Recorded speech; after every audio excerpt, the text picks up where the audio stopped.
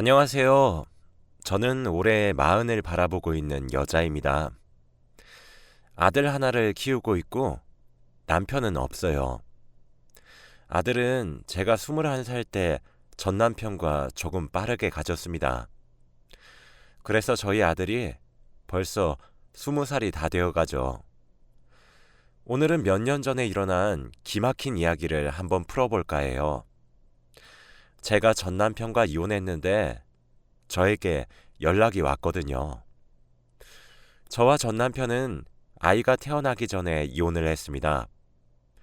저와 전 남편은 동갑인데 사랑해서 결혼했다기보다는 실수로 아이를 가지게 되어서 급하게 결혼을 한 거였죠. 둘 다 21살이어서 돈도 없고 직업도 없었기에 시댁에 들어가서 살았습니다. 남편은 외동아들이었고 시어머니는 남편이 갓난아기일 때 이혼을 하셔서 연락은 전혀 안 하고 산다고 하더라고요. 그래서 시댁에는 남편과 시아버지뿐이었어요. 시아버지는 경상도 사람이라 굉장히 무뚝뚝하였는데 정말 악덕이었습니다. 솔직히 이혼 사유의 70%는 시아버지 때문이라고 해도 과언이 아닐 정도죠. 시아버지는 완전 조선시대 사람이세요. 말수도 적으시고 방 안에만 계셔서 몰랐지만 시댁살이를 하다 보니 그곳은 저에게 감옥과 마찬가지였습니다. 예를 들면 제가 밥을 차리면 반찬 하나하나 다 맛보시고는 마음에 들지 않으면 젓가락으로 음식을 집어서 저한테 던지시는 등 이해하기 힘든 행동을 하세요. 그리고 이뿐만이 아니었어요.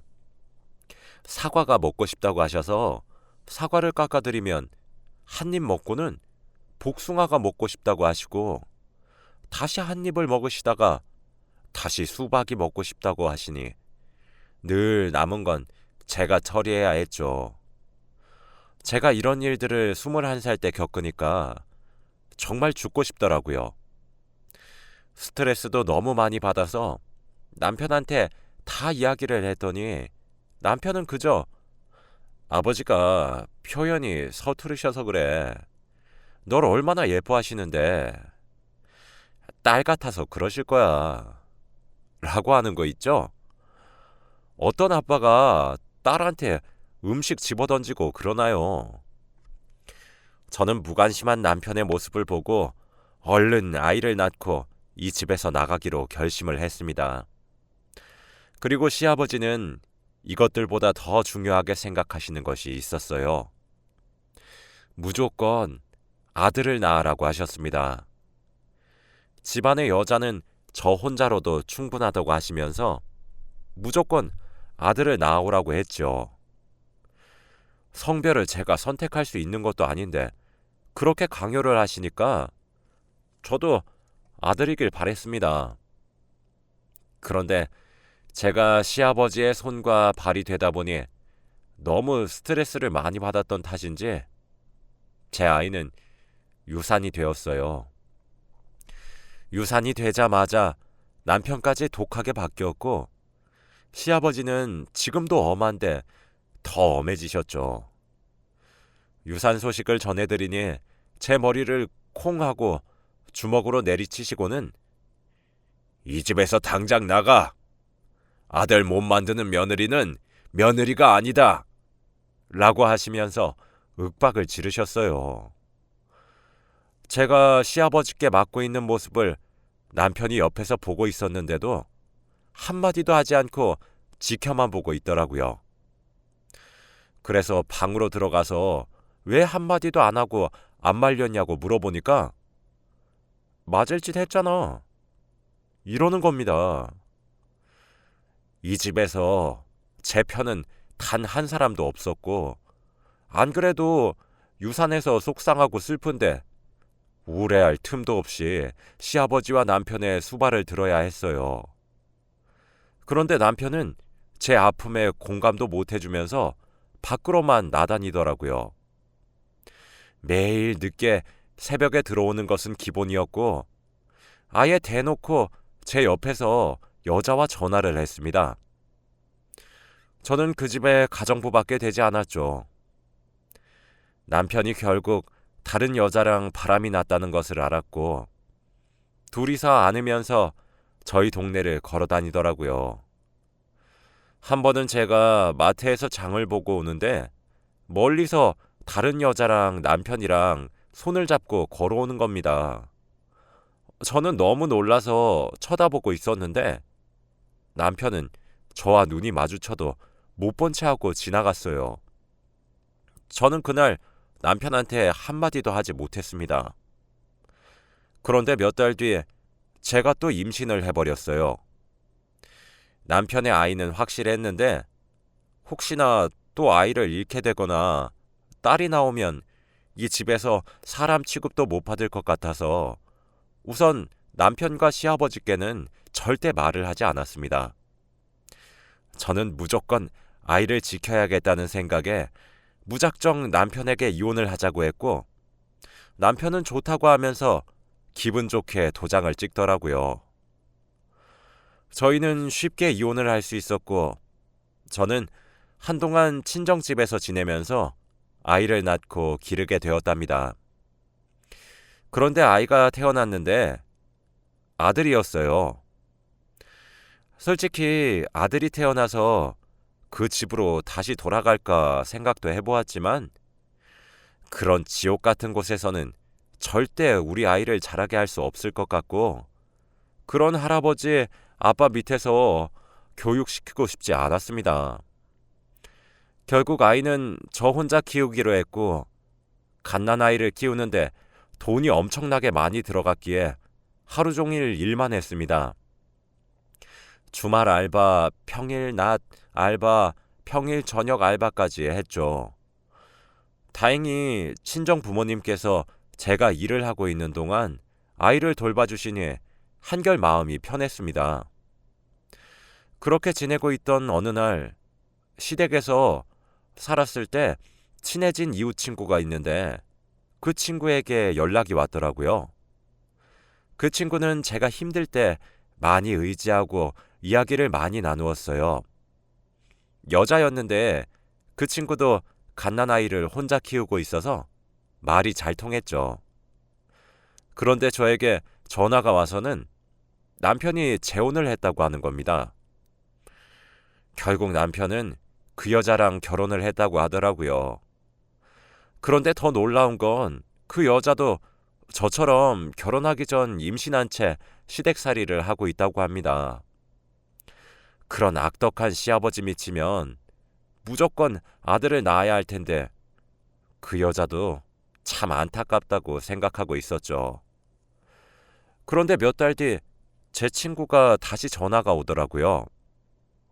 전화를 받으니 완전 놀란 목소리로 그 집에서 딸을 낳았다고 합니다. 역시 저와 똑같이 아들을 안 낳으니 집에서 쫓겨났다고 해요. 솔직히 저는 그 집 사람들의 이야기는 전혀 궁금하지 않았는데 친구가 물어보지도 않아도 말해주니까 조금은 심란하더라고요. 그래서 저는 친구에게 앞으로 말해주지 않아도 된다고 말한 뒤 저는 아들을 키우는 데만 매진했어요.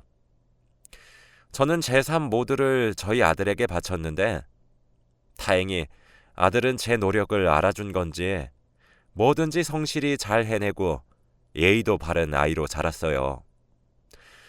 그렇게 애가 초등학생이 되었는데 학급 반장도 하면서 멋지게 자랐죠. 행복한 날들을 지내고 있을 무렵 제 휴대폰에서 모르는 번호로 전화가 오더라고요. 저는 혹시 아이에 관련된 일일까봐 전화를 받으니 익숙한 목소리가 들려왔고 여보세요? 라는 말을 하더군요. 목소리만 들어도 알 수 있었습니다. 바로 전 남편이었어요. 저는 바로 끊는다 하고 끊으려는데 말을 이어가더라고요. 잠시만 통화 가능해? 뭔데? 너 아들 낳았다며? 왜 말 안 했어? 어떻게 알았는데? 네 친구가 말해줬지. 둘이 꽤 친했잖아. 네 아들 아니고 내 아들이야. 이제 와서 아빠 노릇할 생각하지 마. 라고 한 뒤 전화를 딱 끊었습니다. 제 친구는 저를 배신하고 저의 모든 정보를 전 남편에게 전해준 것이었죠. 너무 배신감이 들고 화가 나더라고요. 친구에게 전화를 해봐도 절대 받지 않았습니다.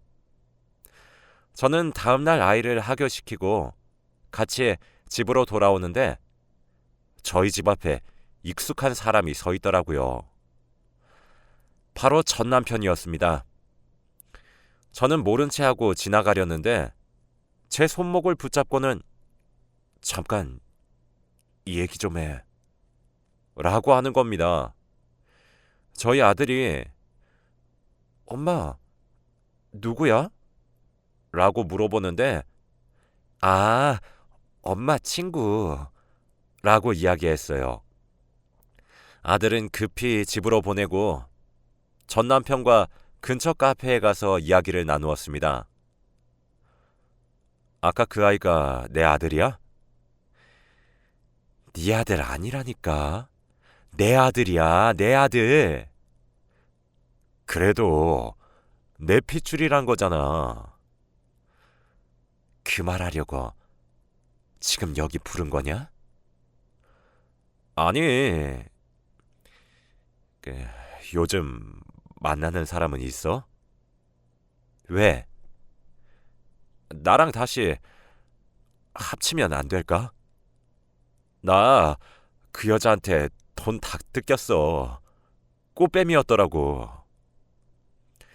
친구가 말해준 바로는 결혼하기 전에 임신해서 딸을 낳아서 집에서 쫓겨났다고 말해줬는데 남편은 눈 하나 깜빡 안 하고 당당하게 거짓말을 하더라고요. 저는 웃음밖에 나오지 않았습니다. 사람 같지도 않은 사람과 더 이야기하고 싶지 않아서 자리를 박차고 나오는데 전 남편은 뒤따라 나와서 제 손목을 붙잡고 길 한복판에서 무릎을 꿇고 사과를 했습니다. 나 정신 차렸어. 정말이야. 미진아, 내가 너무 미안해. 사과할게. 다시 나랑 합쳐주면 안 될까? 부탁이야. 길거리를 지나가고 있던 사람들이 저희 둘을 쳐다보기 시작했고 저는 너무 부끄러워서 도망갔습니다. 집으로 가니 전 남편은 애 학비는 혼자서 벌만해? 내가 미리 우리 아들 대학 등록금 줄까? 아들 이름이 뭐야? 라고 하면서 거의 50개가 넘는 질문을 문자로 보내왔고 저는 전 남편의 연락처를 차단했습니다. 다행히도 집에 찾아오지는 않더라고요. 그렇게 며칠이 지났고 저는 그 사람과의 기억을 잊어가고 있었어요. 그런데 어느 날 또 처음 보는 전화번호로 전화가 왔습니다. 저는 아무 생각 없이 받았는데 전화를 받자마자 욕을 하더라고요. 야, 네가 내 남자친구 뺏어간 불려우냐? 네가 뭔데 내 남자친구한테 꼬리를 쳐? 너 내가 상간녀 소송할 거야. 위자료 왕창 뺏어올 거라고. 너 각오해. 내가 너희 집 찾아가서 다 뭉개버릴 거야. 라고 했습니다. 저는 너무 당황스러워서 전화 잘못 걸었습니다. 하고 끊으려는데 너 김미진 아니야? 라더군요. 알고 보니 그 여자는 전 남편의 여자친구였습니다. 그 사람이 요즘 계속 휴대폰만 보고 밖으로 나가서 잘 안 들어온다면서 저 만나러 오는 것 같다고 하더라고요. 그런데 저는 전 남편과 한 번도 연락을 한 적이 없는데 어떻게 전화번호를 알았냐고 하니까 몰래 전 남편의 휴대폰을 봤는데 연락처에 내꺼 미진이라고 저장이 돼 있었다고 합니다. 저는 너무 소름 돋아서 아무 사이 아니라고 했지만 제 말을 믿을 리가 있나요? 그 사람은 저에게 거짓말 치지 말라고 했고 고소를 하겠다는 말만 반복하더군요. 결국 저는 지금까지 전 남편과 있었던 모든 일들을 다 말했더니 그제서야 납득을 하는 것 같았습니다.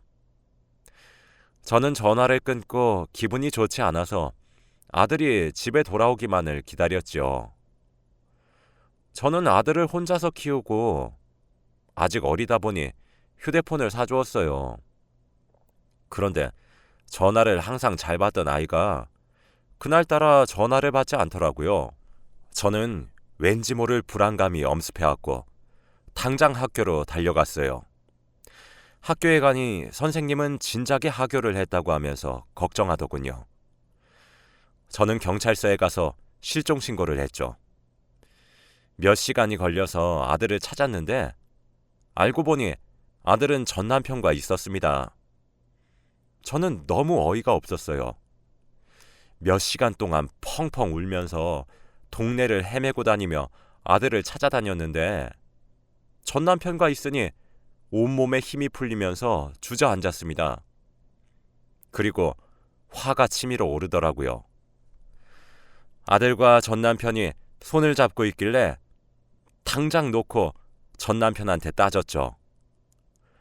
너 이거 납치야, 알아? 무슨 납치야? 우리 아들이잖아. 우리 아들? 네가 나한테 돈 한 푼이라도 준 적 있어? 양육비 한 번도 준 적 없고 너 그리고 친권도 없어. 가족관계 증명서 떼면 나랑 우리 아들밖에 없다고. 너 아빠 아니야. 정신 차려. 미진아, 너 왜 그래? 너 안 그랬잖아. 야, 너 착한 척 하지 마. 방금 네 여자친구가 나한테 전화 와서 쌍욕하더라. 제발 우리한테 민폐 좀 끼치지 말고 사라져. 경찰분들, 이 사람 제발 감옥에 넣어주세요. 우리 아이 납치하고 스토킹하고 무서워서 저희 아이 함부로 학교 보내겠나요? 저는 지금까지도 한 번도 그 사람한테 큰 소리를 낸 적이 없었는데 그날 저희 아들이 없어지니까 사람이 정말 미치는 기분이었습니다. 그런데 하필 또 전 남편이 연락도 없이 데리고 간 거니까 너무 화가 나서 울분을 토해버렸죠. 결국 저와 아들은 집으로 돌아갔고 전 남편은 경찰서에서 조사를 더 받다가 갔습니다. 그 뒤로 더 이상 찾아오지 않더라고요. 아들도 전화를 착실하게 잘 받았고 정말 거의 1년 정도는 전 남편의 얼굴을 전혀 볼 수 없었습니다. 드디어 해방되었다는 생각과 함께 다시 지옥이 시작되었어요. 저희 아들은 어느덧 초등학교 고학년이 되었고 어느 정도 사리 분별을 하면서 지낼 수 있어요. 그런데 초등학교 5학년이 되니까 착했던 아들이 반항을 하면서 저한테 덤벼드는 거 있죠? 저는 이런 아들을 키우는 게 엄마 혼자로서는 너무 벅찼고 이래서 다들 아빠가 필요하다고 하는 건가 보구나 싶었습니다.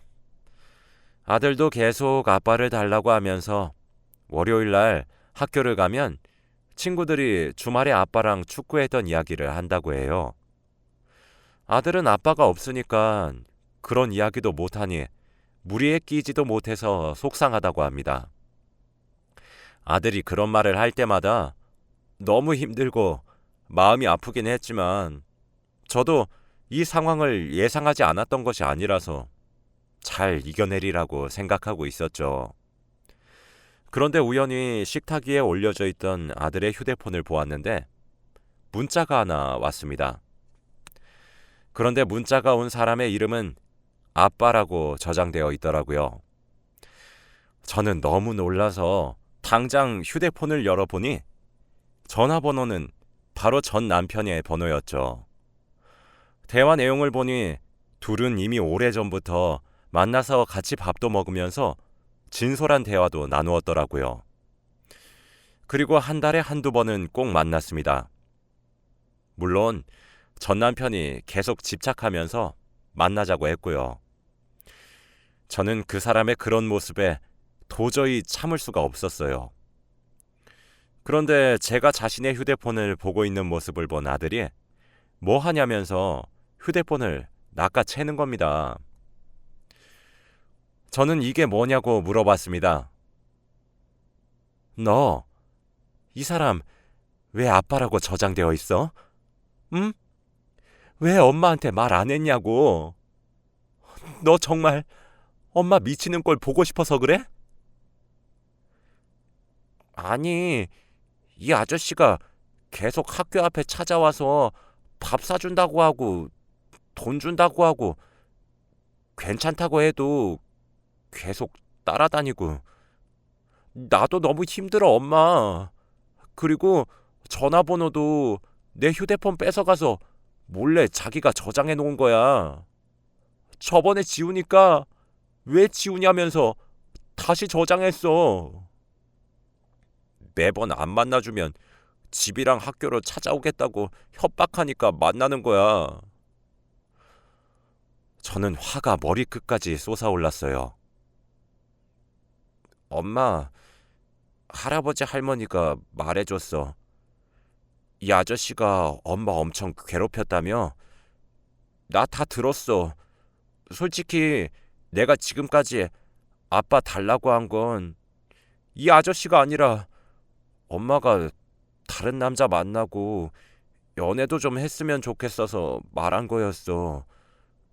엄마 인생을 살았으면 하는 마음에서 말한 거라고. 미안해. 미리 말 못해서. 라고 하며 아들은 저를 꼭 안아주더라고요. 그런 모습을 보니까 눈물이 차올랐고 저는 아들과 꼭 껴안으면서 펑펑 울었습니다. 아직 초등학생밖에 안 된 애가 이렇게 성숙하다니요. 저는 아들 하나는 정말 잘 낳았다는 생각이 들었습니다. 안 그래도 지금 만나러 간다길래 저는 아들 보고 집에 있으라고 하고 제가 그 자리에 나갔어요.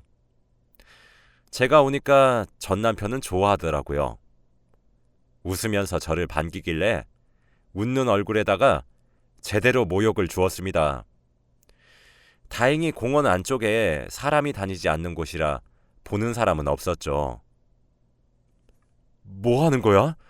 미쳤어?